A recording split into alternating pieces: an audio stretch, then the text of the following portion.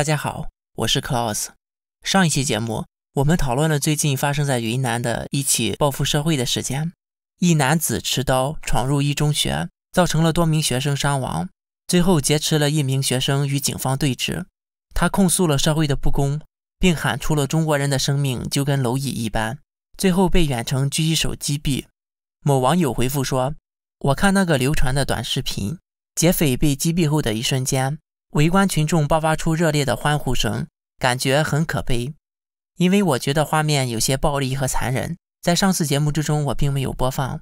既然很多人注意到，那么我们就来一起回顾一下吧。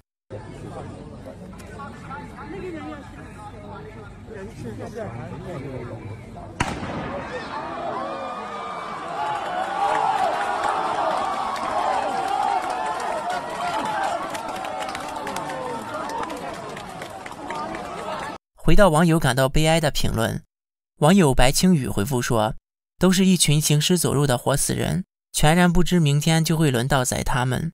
网友黄金精神二乔回复说，为什么不欢呼？就算有冤屈就能杀害劫持无辜的学生了吗？这种人不击毙留着干嘛？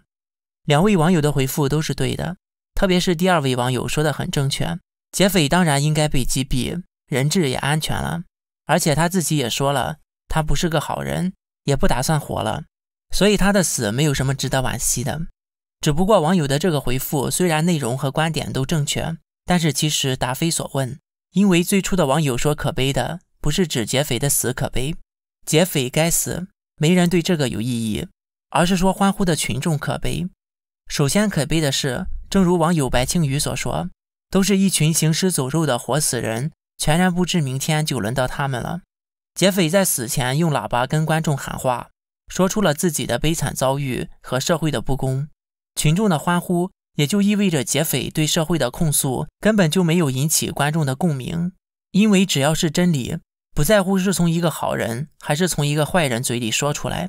群众的欢呼让我感觉到，即便不是劫匪，而是一个好人，比如我自己，如果换我站在那里控诉这个社会，我想一样不会有人响应。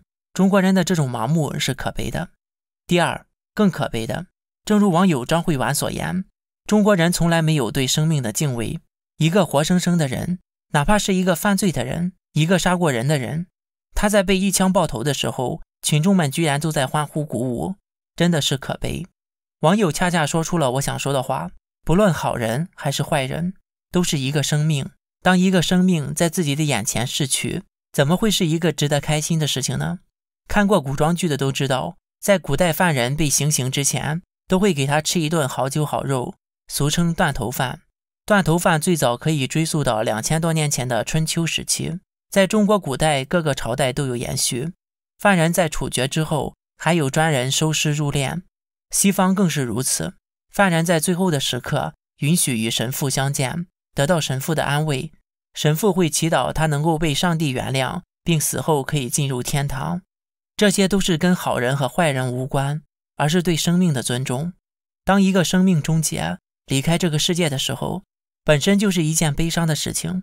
如果这个人不是自然的逝去，而是由他的同类提前来结束他的生命，那更应该是可悲的，因为那是对他的惩罚，而惩罚的本身从来都不应该是让人开心的，因为那是我们不得已的选择。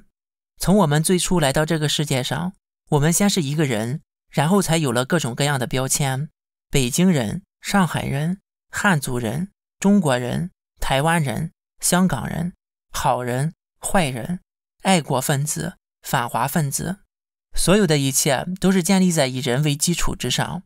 如果不先做好一个人，怎么去做一个中国人，一个爱国的人？如果要做一个爱国的人，要违背做人基本的人性，那这不是矛盾了吗？而泯灭人性就是洗脑。洗脑可能有不同的定义和标准，很多东西的定义是没有绝对界限的，洗脑也没有一个清晰的界限，说超过这条线就是被洗脑了，没有超过就是没有被洗脑。而且洗脑本身是一种悖论，被洗脑的人是不会知道自己被洗脑。就像庄子的故事，子非鱼，焉知鱼之乐？但是子非我，焉知我不知鱼之乐？然后这还可以无限的循环下去。子非我，焉知我不知，子不知与之乐。所以很多时候我们要说中国人被洗脑，很多中国人不这么认为，反而认为我们被洗脑。这时候就可以用极限法则。我认为泯灭人性就是洗脑的极端，也就是最强的洗脑，跨过了模糊的界限，无法被反驳了。失去人性的人就一定是被洗脑了。最强的洗脑就是让人失去人性，直到忘记自己是一个人。而这正是中共一直在做的，从小就进行爱国主义教育。在一个正常的国家里，小学生的守则都是教育小孩子如何爱护自己，而在中国却是如何爱党爱国。可是在这个地球上，我们先是一个人，然后才是某个国家的人。作为一个人，我们应该先学会的是如何爱自己，然后是爱家人、爱社会，最后爱国家，而不是完全反过来，先学会爱国家，最后再爱自己。除了爱党爱国的爱国主义教育，还有反境外势力的民族主义教育，舍小家为大家的集体主义教育等等。这些都是让个人去忽略自己作为一个人的本身。在这样的洗脑教育之下，一个失去人性的人不仅不把自己当人，也不会把别人当人。就像中国最喜欢拍的抗日剧里一样，屠杀日本鬼子的方式有几百种，可以打死、勒死、淹死、烧死，甚至可以开膛破肚、徒手撕开，这些都不残忍，因为侵略者不是人。在文化大革命的时候，人们也可以无视法律、伦理，甚至是亲情，对地富反坏右进行无情的批斗，因为这些人都是坏人，坏人就不是人。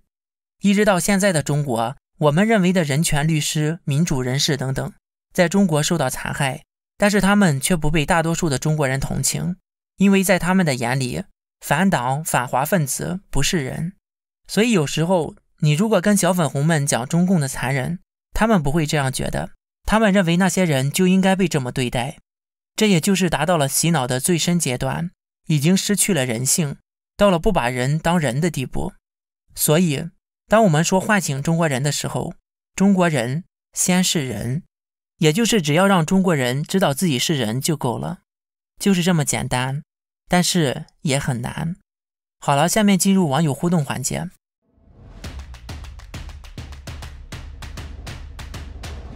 网友 Date 评论说，中国人要是持枪，肯定会死更多人。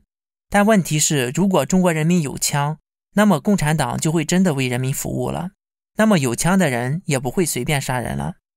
网友0005评论说，美国的持枪权是人民解决社会问题的最后手段，中国的正能量是社会解决人民问题的最佳手段。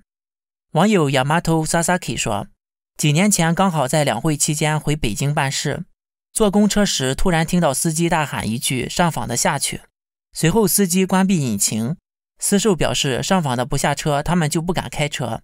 接下来恐怖的一幕血淋淋地发生在我的眼前，一车的乘客纷纷开始大喊上访的赶紧下去，不要耽误时间。